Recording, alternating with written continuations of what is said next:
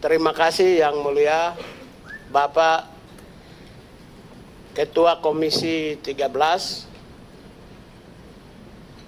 Pak Willy Aditya, fraksi Partai Nasdem yang saya hormati.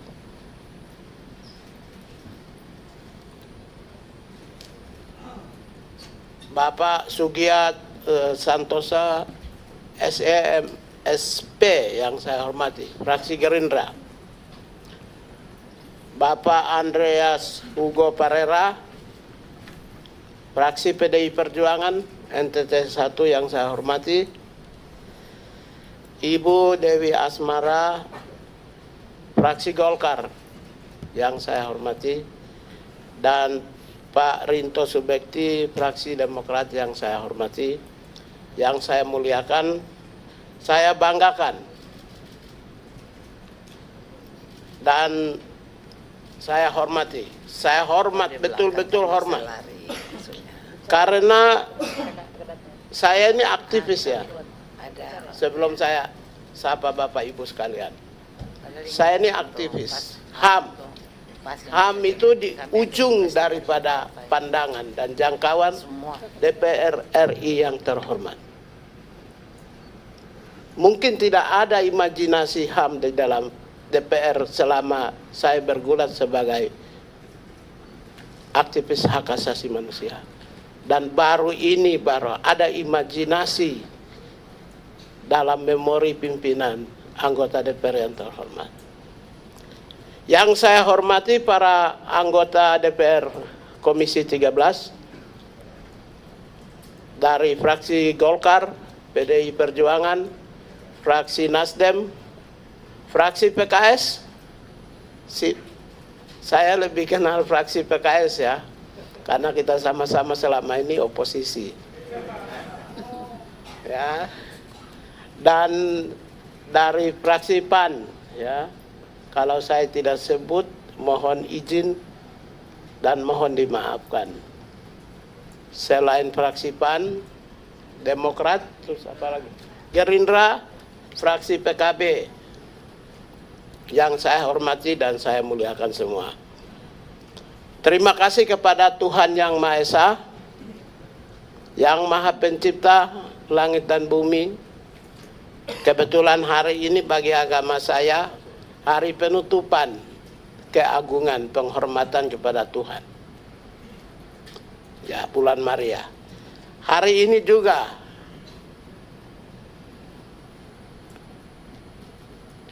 saya mendapatkan anugerah sebagai menteri.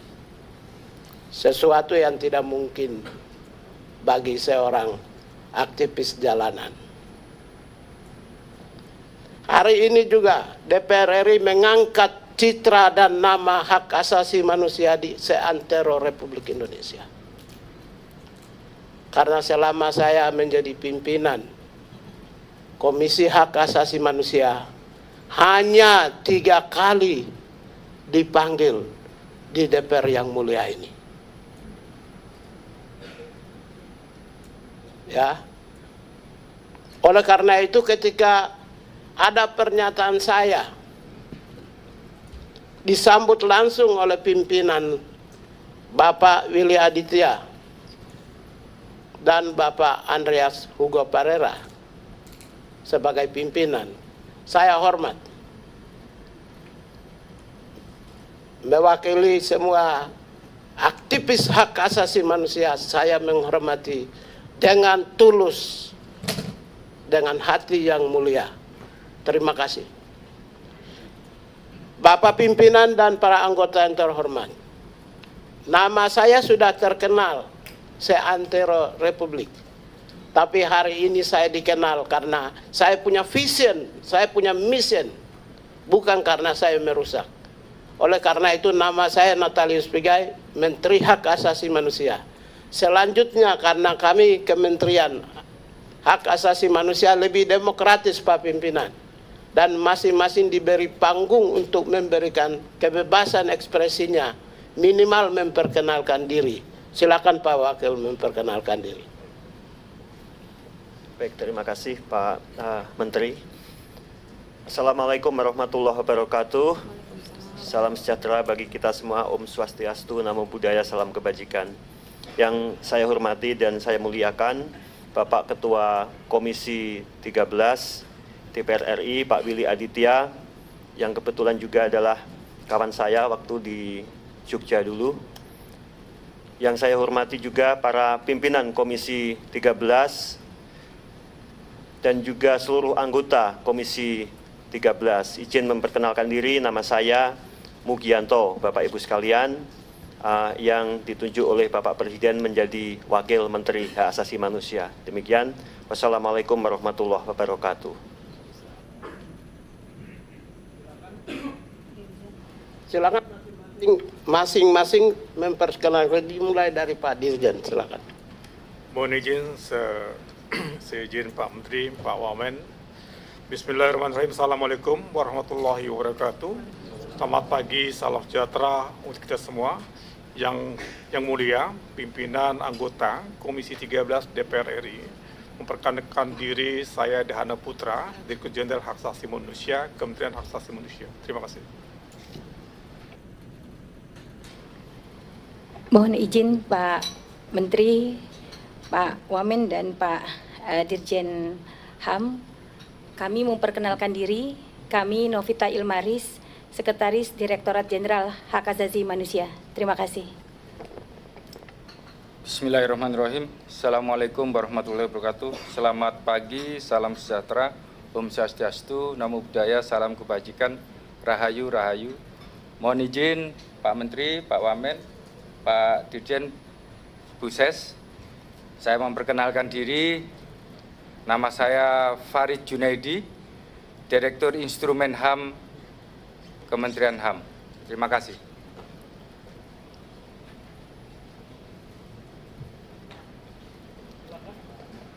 Baik, mohon izin Bapak Menteri, Bapak Wamen, Bapak Dirjen, dan seluruh PIMTI yang saya hormati dan saya muliakan, Bapak Ketua Komisi 13 dan juga para pimpinan serta seluruh anggota Komisi 13 DPR RI.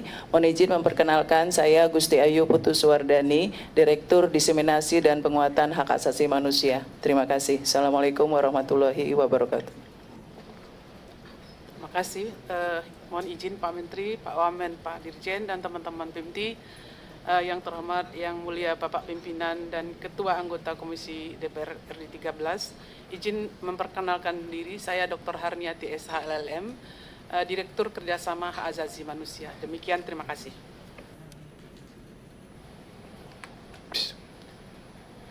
Mohon izin Pak Menteri, Bapak Wamen, Bapak Dirjen, teman-teman PIMTI. Assalamualaikum warahmatullahi wabarakatuh. Selamat pagi, salam sejahtera bagi kita sekalian. Om Swastiastu. Mohon izin memperkenalkan, nama saya Faisal Ali, Direktur Pelayanan Komunikasi Hak Asasi Manusia. Terima kasih. Assalamualaikum warahmatullahi wabarakatuh. Bismillahirrahmanirrahim. Mohon izin Bapak Menteri, Bapak Wamen, Bapak Dirjen, yang saya hormati dan sama-sama kita banggakan, pimpinan Komisi 13 DPR RI. Izin memperkenalkan diri, saya Eko Budianto, saat ini menjabat sebagai Direktur Sistem dan Teknologi Informasi pada Direktorat Jenderal Hak Asasi Manusia. Assalamualaikum warahmatullahi wabarakatuh.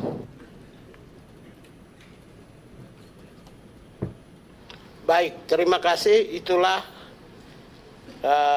para pimpinan, baik itu eselon 1, Pak Dirjen, dan para direktur. Kami di sini yang masih existing itu adalah satu direktur jenderal dibantu oleh beberapa direktur. Bapak pimpinan dan para anggota yang saya hormati, saya mungkin tidak terlalu banyak membaca ya bahan-bahan yang disediakan oleh kami ya, karena saya sendiri berasal dari tukang parkir Pak dulu di Depnaker Transmigrasi Kalibata itu Duren, saya tukang parkir, juru parkir Pak. Setelah itu jadi honor, saya sudah honor jadi CPNS, CPNS jadi PNS, jadi staf, antar surat fotokopi, jadi staf khusus, dapat jabatan struktural fungsional, jadi pimpinan Komnas HAM, sekarang menteri.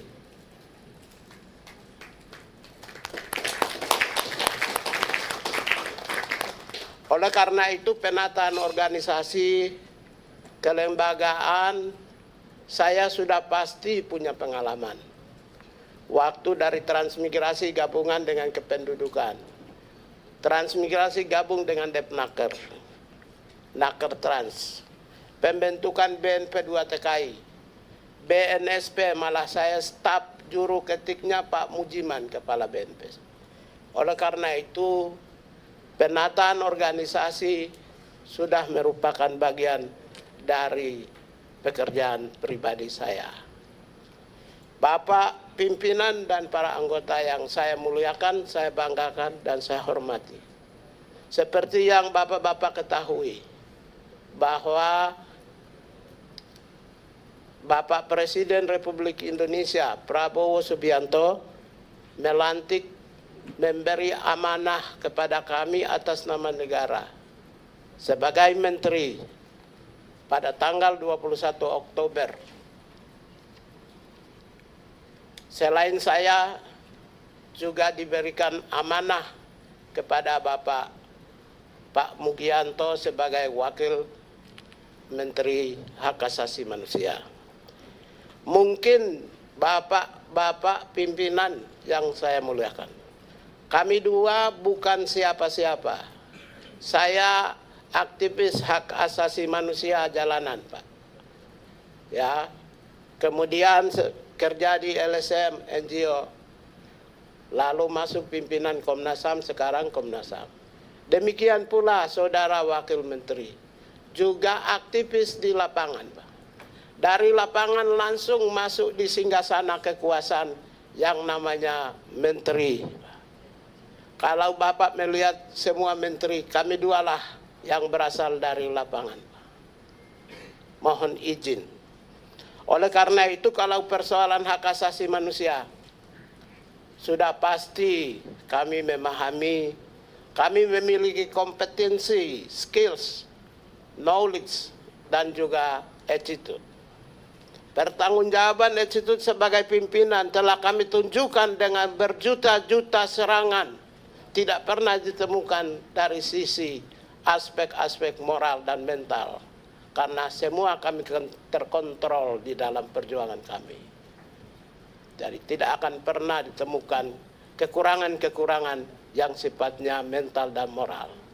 Saya bangga hari ini karena saya diserang, karena saya ingin membawa bangsa ini ya menjadi bangsa yang besar dengan melakukan terobosan-terobosan di luar bayangan semua orang, di mana mengangkat hak asasi manusia yang diabaikan di ujung dari kebijakan politik dan pembangunan menjadi masukan dalam sentrum utama kebijakan di Republik ini, Pak. Jadi itu sebenarnya yang membuat saya mengeluarkan sebuah pernyataan yang beyond menggemparkan, mungkin menurut orang menggemparkan. Sebenarnya bagi kami pembela hak asasi manusia, hal yang biasa-biasa saja. Yang menjadi luar biasa, dan kami dibantu untuk memberi kesadaran bagi bangsa dan negara ini. Ketika Pak Pimpinan Komisi 13, Pak Willy Aditya, merespon secara cepat, Pak Andreas Parera pimpinan merespon secara cepat, dan menjadi buah bibir di masyarakat, Pak, dari ujung timur Papua sampai ujung barat Sumatera. Dan itu membesarkan kami, Pak. Di mana ada sambutan positif yang luar biasa oleh civil society. Satu civil society pun tidak memberi kritikan. Mohon izin, satu orang civil society pembela HAM tidak memberi kritikan. Itu menunjukkan bahwa saya mengungkapkan perasaan-perasaan yang paling dalam dari pembela kemanusiaan yang ada di seantero negeri ini. Kami juga terima kasih kepada pimpinan, karena dengan kritikan-kritikan yang sampaikan kepada kami berpandangan via negativa mencapai titik tujuan melalui cara pandang yang berbeda dengan kami, mengantarkan kami menjadi pimpinan. Kami menjadi orang yang hebat, sama seperti yang selama ini. Saya ucapkan terima kasih kepada, saya menjadi menteri bukan karena saya oposisi, tapi karena saya diterpa oleh mereka yang ada di pemerintahan. Jadi saya berpandangan itu sebagai sebuah dinamika. Bapak pimpinan dan para anggota yang saya muliakan, persoalan hak asasi manusia, berbagai indeks menunjukkan kita berada di bawah garis kalau dibandingkan dengan negara-negara yang lain. Saya tidak perlu menyebutkan, karena kalau saya sebut satu persatu akan memakan waktu, baik itu kami sendiri yang mulia pimpinan memiliki tugas lain maupun juga kami sendiri. Oleh karena itu saya hanya mau menyampaikan bahwa berbagai skor, indeks yang dilakukan oleh baik itu civil society, NGO maupun juga lembaga-lembaga resmi menempatkan posisi Indonesia tidak sebagai negara prominent dan unggul di dalam demokrasi.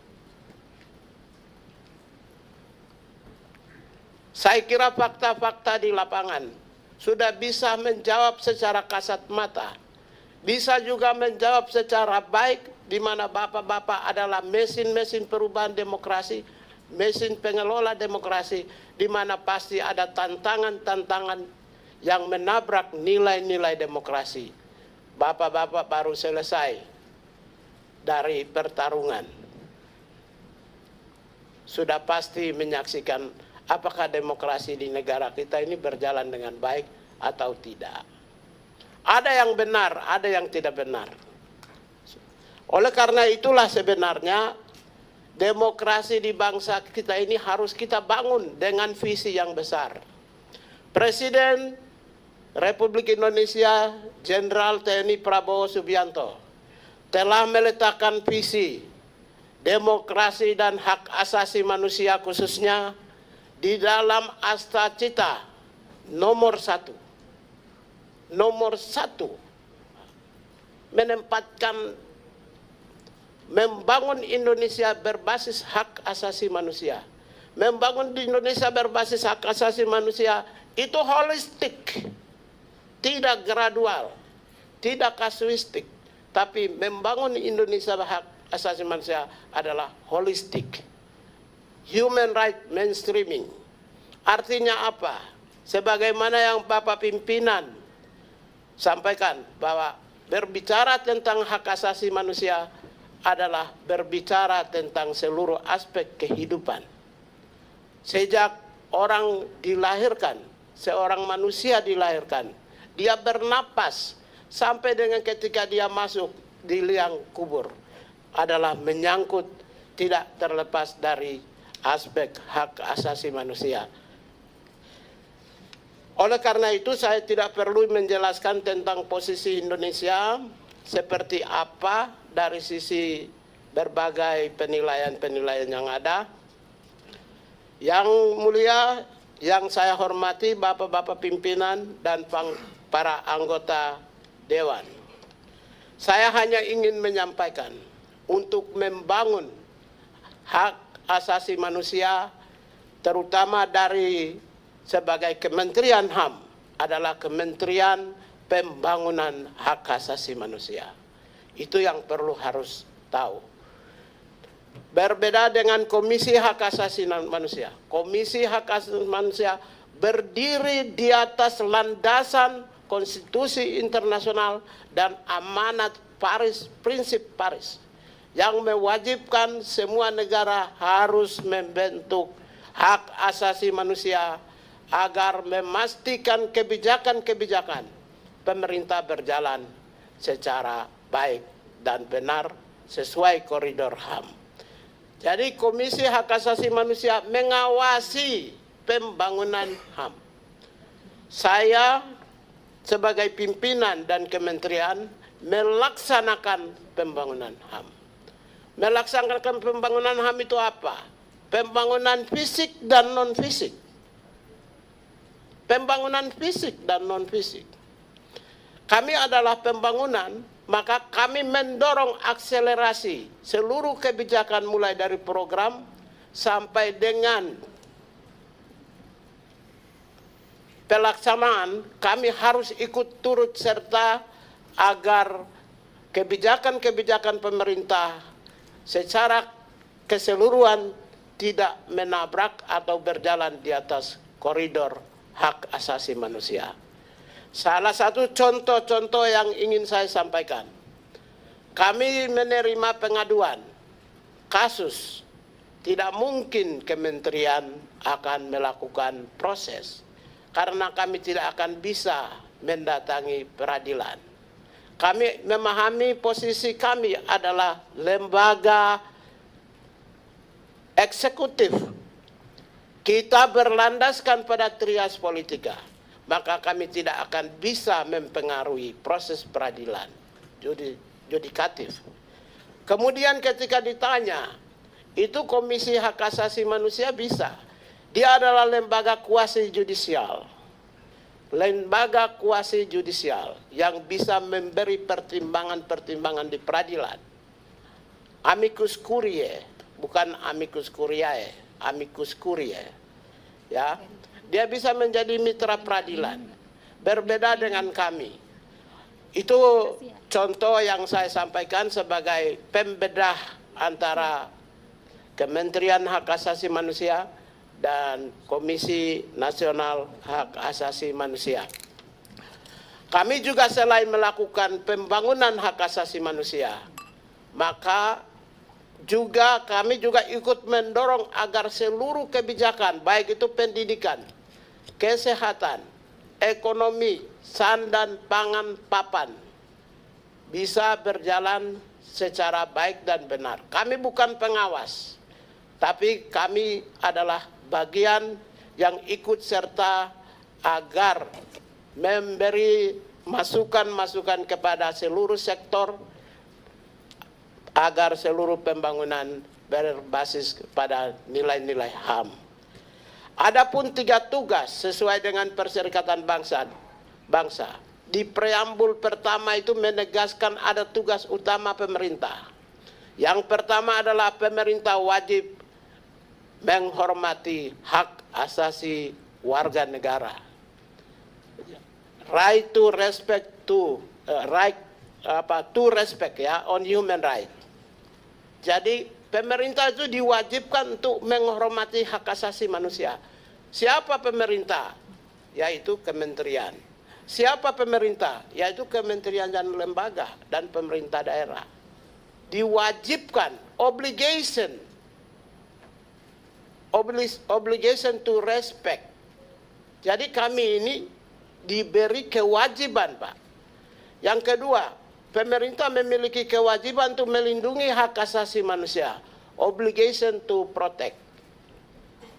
Jadi yang memastikan adanya perlindungan HAM bagi semua warga negara Indonesia adalah kami.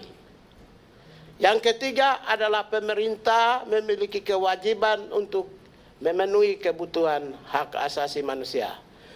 Ini bagian yang ketiga disampaikan oleh pimpinan Pak Willy Aditya yang memiliki naluri pikiran yang jauh dan memahami lebih luas seperti samudera persoalan hak asasi manusia. Pemenuhan kebutuhan HAM adalah merupakan kewajiban pemerintah. Sandan, pangan, papan, pendidikan, kesehatan, ekonomi, baik itu pekerjaan-pekerjaan rutin pemerintah maupun juga pekerjaan-pekerjaan prioritas pemerintah. Oleh karena itulah, maka ketika orang bertanya, busung lapar, siapa yang bertanggung jawab? Pemerintah. Ketika orang tanya ada buta huruf, siapa yang bertanggung jawab? Pemerintah. Tidak pernah kalau ada busung lapar Mereka bertanya orang tuanya yang bertanggung jawab. Nggak ada pemerintah yang harus bertanggung jawab. Oleh karena itulah, sebagai kementerian kami, sebagai bagian dari eksekutif pembantu presiden, sebagai kepala pemerintahan, maka kami akan memastikan agar seluruh kebijakan yang untuk kemaslahatan bangsa dan negara harus sampai kepada rakyat. Program-program unggulan yang dicanangkan oleh presiden kita untuk 5 tahun ke depan. Kementerian Hak Asasi Manusia tentu akan berada di garis besar, garis depan, frontliner, agar supaya seluruh kebijakan itu sampai kepada ujung orang-orang yang membutuhkan, orang-orang yang layak mendapatkan, orang-orang yang berada di, sekalipun berada di ujung-ujung pembangunan atau ujung daripada pemerintahan. Saya itulah agak sedikit pengantar, dan saya ingin sampaikan laporan singkat Bapak, Pak Pimpinan yang saya muliakan dan para anggota. Kami, sebagaimana saya sampaikan, saya dari staf juru parkir sampai menjadi menteri. Maka ketika saya sebagai menteri dilantik, hari itu juga saya pimpin rapat, Pak. Rapatnya bukan rapat mendengarkan masukan staf, Pak, tapi saya menyusun organisasi langsung. Jadi tidak seperti biasa, dengar dulu unit ini apa, enggak. Saya langsung pimpin, langsung bikin, silakan mereka rancangan yang mereka siap, saya langsung susun, coret ini masukan, coret ini masukan, saya susun lagi masukan kata, Pak. Jadi saya memang sebagai staf, itu pekerjaan saya. Maka sebelum kami ke Magelang, itu kurang lebih hampir 6 atau 7 kali ya kita pertemuan, dan bahan hampir 90% struktur organisasi kami, tugas pokok dan fungsi sudah selesai, Pak. Mungkin saya tidak tahu, saya tidak mau ingin agak membanggakan, tapi saya bangga dengan staf saya. Mungkin kementerian kami termasuk yang paling cepat. Hari ini kami sudah mendapatkan Kepres,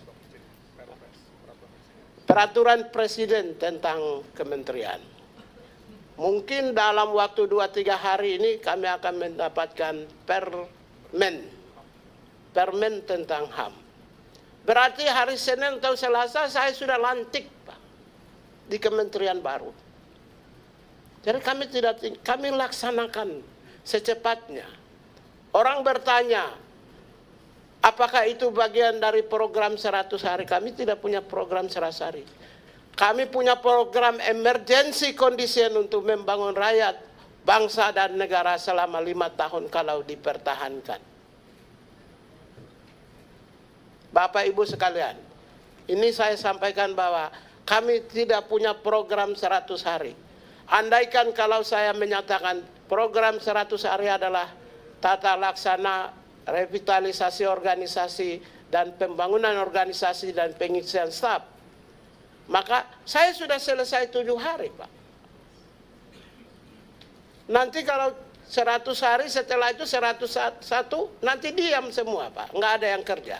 Oleh karena itulah saya menempatkan 5 tahun sebagai kondisi emergensi, dan pasukan saya harus siap melayani kebutuhan-kebutuhan rakyat semuanya, sebagaimana tugas yang diberikan kepada kami.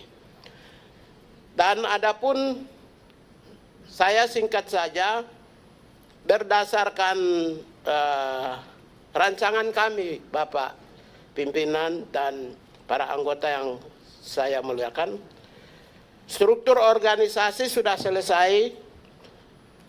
Menteri, wakil menteri, kami mendapatkan beberapa eselon 1. Nanti akan jadi partner kerja kita semua.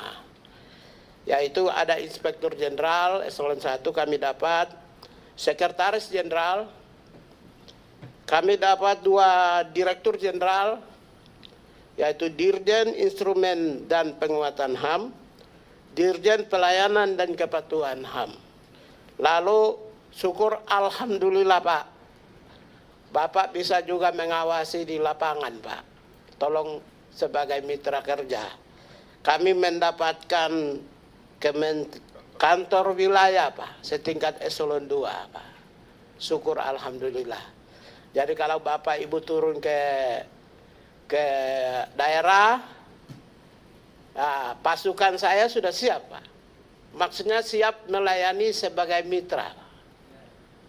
Kapan saja bisa memerintahkan pasukan saya tanpa tidak perlu komunikasi dengan kementerian, karena Bapak dengan kami kementerian adalah mitra yang tidak bisa dipisah-pisahkan. Saya akan bentuk hampir semua provinsi kantor wilayah, dan struktur saya sudah siapkan Pak pimpinan.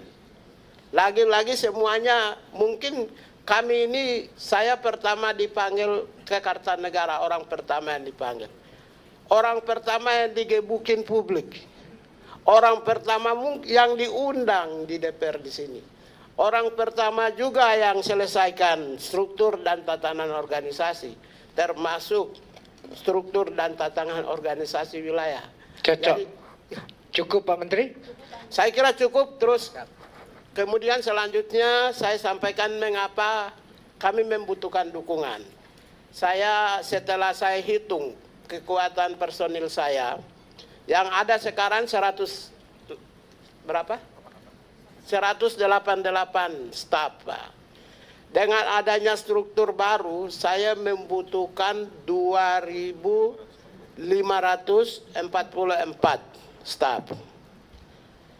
2.544 staf. Dari 2.544 staf ini, hanya dari dukungan gajinya berapa kita? Hah? Yang 188 ini untuk belanja pegawai 14 miliar Pak. Kalau saya punya staf 2.544, maka hanya untuk gaji dan tunjangan itu membutuhkan lebih dari 1 triliun. Konsekuensi daripada penambahan struktur dan organisasi dengan pegawai, maka hanya gaji dan tunjangan membutuhkan lebih dari 1,2 triliun.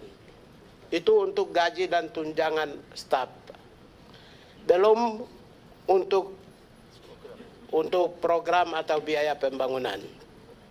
Saya kira adapun satu program saja yang saya ingin sampaikan, selain yang lain sudah dibaca di media tentang universitas.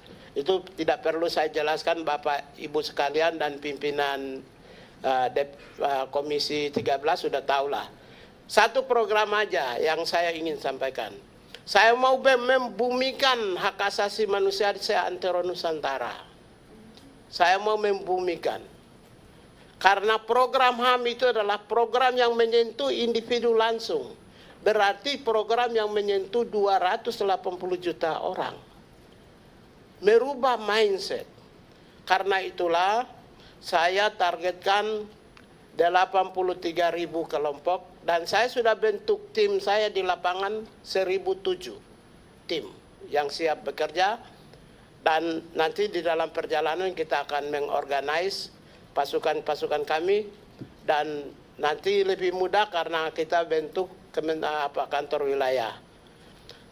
Dari 83.000 kelompok yang basisnya itu di perdesaan yang kita siapkan, satu kelompok atau satu wilayah saja kita kasih 100 juta, maka 8 triliun 300 Pak. Itu untuk sosialisasi di masyarakat lokal dan basis bawah. 8 triliun 300. Untuk mencapai 20 triliun, saya punya lebih dari 200 program yang tidak perlu saya sebut. Baru satu program saja sudah 8 triliun 300. Andaikan dengan gaji dan tunjangan yang tadi saya sebut 1,3 triliun, maka sudah 9,5 triliun. Belum lagi program-program yang lebih dari 100-200 program yang saya siapkan. Kalau Bapak pimpinan berkenan, saya bisa bikin lebih dari 1000 program. Terima kasih dan terima kasih. Cukup, Ya. Pak Menteri, kita berikan aplaus dulu.